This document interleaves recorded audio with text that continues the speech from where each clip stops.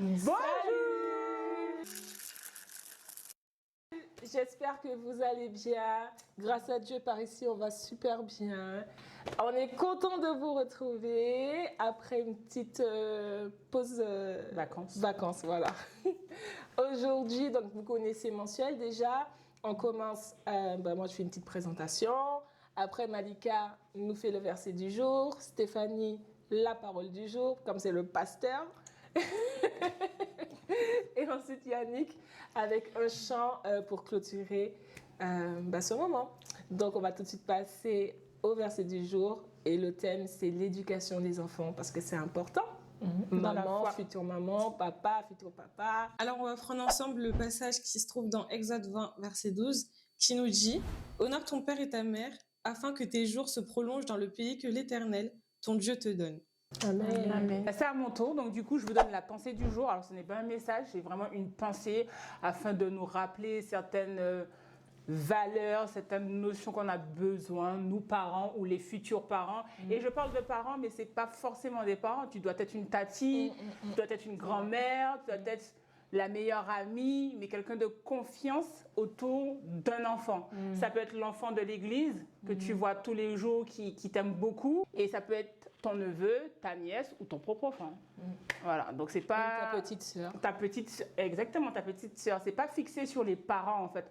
On va dire parents parce que, voilà, mais on est tous parents d'un enfant. Comment transmettre les valeurs chrétiennes aux enfants et les guider dans leur relation avec Dieu. Donc, ça ne change pas. Je lis toujours mes notes parce que j'en ai besoin. Sinon, je vais partir loin.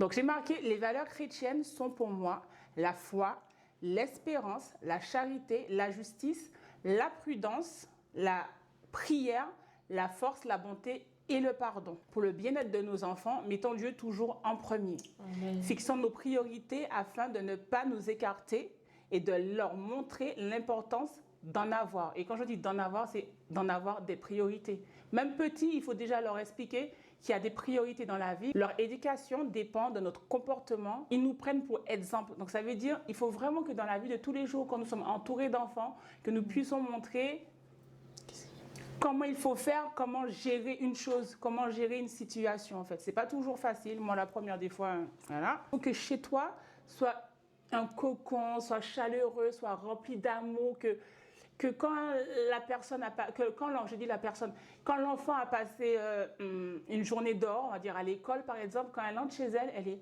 waouh, je suis bien là au fait. Donc il faut que chez vous soit toujours un petit cocon de réconfort, de paix et voilà pour vos enfants. Amen.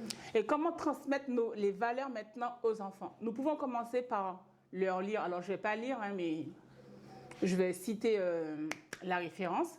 Vous pouvez lire Jean 3, 16 jusqu'à 21 et leur expliquer avec des mots adéquats à leur âge. Des fois, tu vas prendre ta Bible, tu vas lire, ils ne vont rien comprendre. Tu leur expliques avec leurs mots, avec la façon dont ils parlent avec toi. Il y a ma mère qui nous dit souvent que quand on parle à notre enfant au niveau de la foi, essayons de voir plus loin, c'est à son esprit en fait qu'on parle et son esprit, c'est pas un bébé. C'est vrai. Moi, c'est vrai que j'avais tendance à dire ben non, je lui explique pas parce qu'elle va rien comprendre. Mais en fait, ça revient. Dis-lui, même si elle comprend pas, il y a quelque chose plus loin et cet esprit va travailler. Exactement. Toi, tu penses qu'elle comprend pas, mais c'est une graine qui est en train de semer au fait. Ce qu'on retrouve chez les tout petits et les nourrissons, ils parlent pas, mais quand ils sont petits, à force de leur parler, de donner des mots, de montrer les choses, ils emmagasinent. Et un jour, ça sort. Ben, on doit avoir en fait cette même attitude avec les jeunes enfants, quoi. La prière, dans la lecture de la Bible, dans les histoires. C'est vrai. Et par exemple, cette semaine, j'étais avec mes neveux et j'ai un de mes neveux qui avait mal. Et du coup, j'ai dit à son frère, est-ce que tu veux prier pour ton grand frère et parce que c'est pour les habituer aussi à l'amour, se prier les uns pour les autres. Et par exemple, cette semaine, ils étaient en vacances et chaque soir, ce qu'on faisait, c'est que on lisait tout le temps un verset de la Bible et on priait avant de dormir. Et il y a un de mes neveux qui m'a dit que ça lui faisait du bien, il aimait prier avant de dormir, parler de Dieu, parce que ça l'apaisait et ça lui permettait de bien dormir après. Wow. Il est vraiment magnifique cet enfant. Peut-être qu'il fait pas ça chez lui. La plupart des enfants pensent que leur acte joue beaucoup dans l'estime que nous aurons pour eux au quotidien. Ça veut dire tout ce qu'ils feront, ils se diront « ma tati m'aime bien parce que je suis sage, ma tati m'aime bien parce que je range ma chambre, tu vois, ou ma maman m'aime bien parce que voilà, quand je débarrasse mon bol, je mets directement. » Donc, ils pensent que faire des bons actes tous les jours, c'est ce qui fait qu'on va les aimer. Et alors, le rôle des parents est de pouvoir démontrer à leur enfant que ce qu'il fera ne changera pas sa valeur à nos yeux ni aux yeux de Dieu, qui lui est fidèle et ne change jamais. Amen, amen. Priez avec vos enfants, racontez-leur des histoires de la Bible, de préférence. Incitez-les à prier lorsqu'ils ont mal et j'en passe. Moi, je me souviens, je me rappelle, je le fais moi-même. Ils vont venir vers moi, maman ou tati, j'ai mal. C'est un exemple. Je vais faire, ça va? Et instantanément, ils vont dire, oui, ça va mieux. Mais on peut le faire. C'est toujours mignon de faire un petit bisou. Mais on peut en profiter pour leur dire, prie. Pose ta main là où tu as mal et prie. Et ça va rentrer dans leur, je ne vais pas dire routine, mais dans comment fonctionne. Voilà, ce mécanisme va rentrer au fait. Et ça va développer, comme je disais un peu plus haut, un développement dans leur foi et une curiosité. Ça me fait penser, alors je sais plus exactement l'exemple que tu avais pris. Quand mon enfant il fait quelque chose de bien et tout et que waouh, je lui dis waouh mais je suis trop fière de toi et là tu vois sur son visage il est content et j'ai dit oui mais toi aussi sois fière de toi et du coup c'est quelque chose que je mettais en place et du coup quand il faisait autre chose de bien il me dit, regarde maman, j'ai fait ça. J'ai dit, waouh.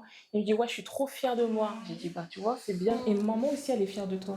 C'est important de féliciter vos neveux, vos nièces, vos enfants, parce que pour ceux qui sont déjà à l'école, ils n'ont peut-être pas le même ressenti dans toute cette foule, au fait. Ils ont besoin d'avoir de l'assurance. Moi, je vois beaucoup de mamans sur les réseaux qui disent, tu es forte, tu es intelligente.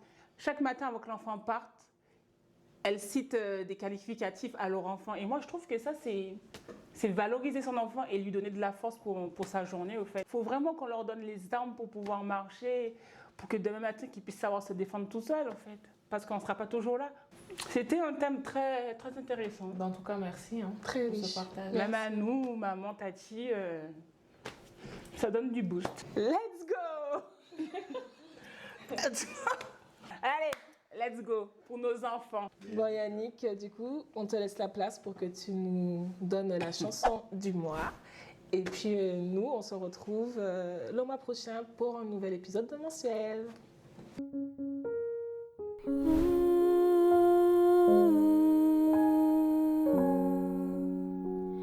Je promets à chaque instant de chanter avec les anges.